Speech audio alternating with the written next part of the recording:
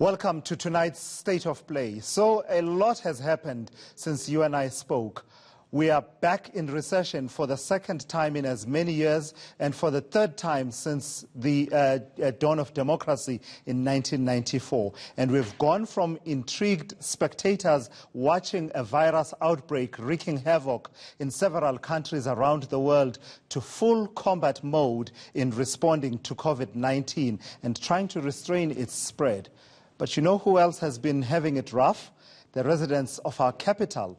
The logjam in Tshwane's governance just won't abate. And now the Gauteng provincial government has decided it's seen enough.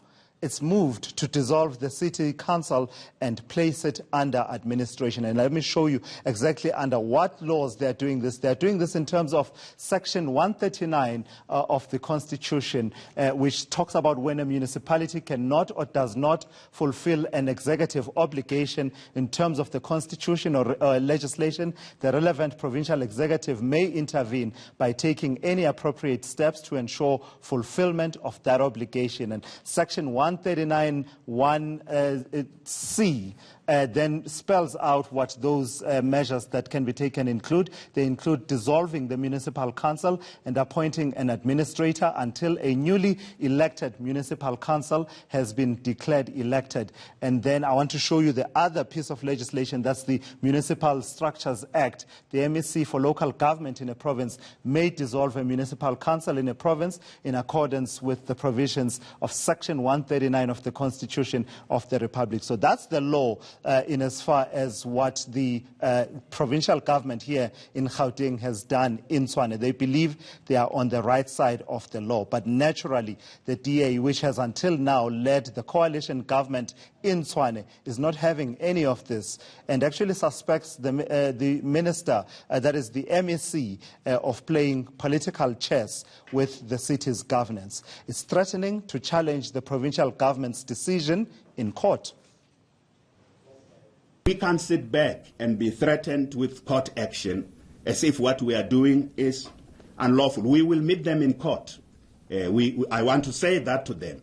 We will meet in court. He hasn't written a letter to the Speaker. To date, there's no such letter. We have written them letters through our lawyers to ask for copies of the letter to the Minister and to the NCOP. He has not produced these. He ignored our request to produce these by 5 o'clock. We've sent him another letter. I don't think these letters exist. I think that Mr. Maile is a joke, and I laugh at half of the things he says. The other half I cry, because it's actually a desperate situation. So in my opening gambit tonight, Gauteng Coorperative Governance and Traditional Affairs MEC Lebogang Maile joins me.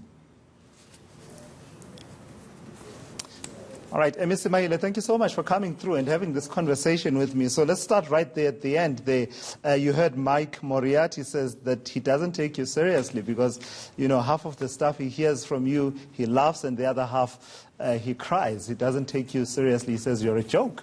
Yeah, I irritate him a lot. He doesn't like me, so I don't take him serious as well. I think he's just a grumpy old man who must just stay at home because he's not adding value in the legislature and in politics. Half the time he's just complaining and pointing fingers. So I don't take him serious as well. So, but do you believe he's got any valid grounds to complain? I mean, you're saying that you give him a hard time. Is that based on political convenience on your side, or, as I was saying in the introduction, you believe that the law is fully on your side? Those two sections, those two pieces of legislation, being the Constitution as well as that statute that supports that Section 139. Well, yes, the law is on our side, and we are not abusing it. We are applying it in the best interest of the citizens of Tshwane.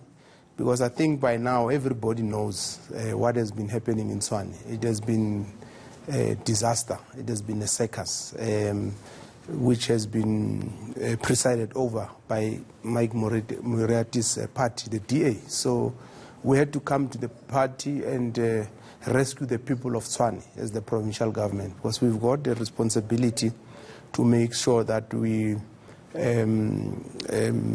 restore stability, make sure that the decorum of council is restored as well, and the people of Tshwane are given an opportunity to once again decide on how their municipality must be run, and that's why we thought let's take this decision. And what's broken? Is it the functioning of the council chambers and the leadership there at that level, or is it at the point at which rubber meets the road by way of service delivery?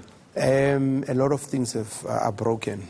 We've got a functionality matrix for municipalities, and it deals with the issues of governance, it deals with financial management issues, it deals with revenue generation, it deals with issues of service delivery, deals with governance. So when you look at that matrix, almost every pillar is not working in Tshwane. Financial issues, the municipality is not able to meet some of its obligations. They can't pay some of their creditors. And the reason why they are desperate to call a council meeting tomorrow is because the adjustment budget, if it's not passed, they're likely not to even pay salaries in June. That's how serious the situation is. Most of the departments have overspent their budgets. Is it worse than Mfuleni? Look. Can you really look me in the eye and say Tshwane right now is worse than Mfuleni municipality? It depends. You're talking about Mfuleni when. Because before last we came, 18 years. before we came in, meaning intervening, because there's 139 there as well. It was terrible, and we can talk about Mfuleni. I would want us to talk about it, in fact, and say before we came in, where were they? Where are they now?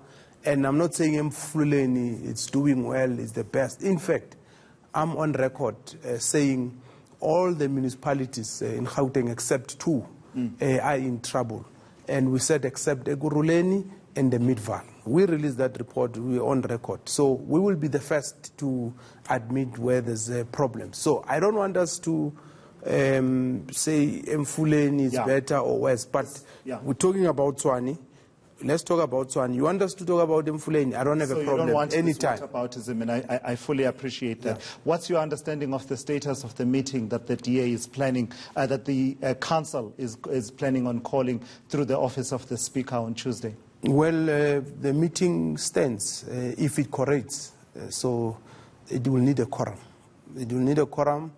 The meeting stands because you had the old man complaining. They're saying letters don't exist, what. So letters are there.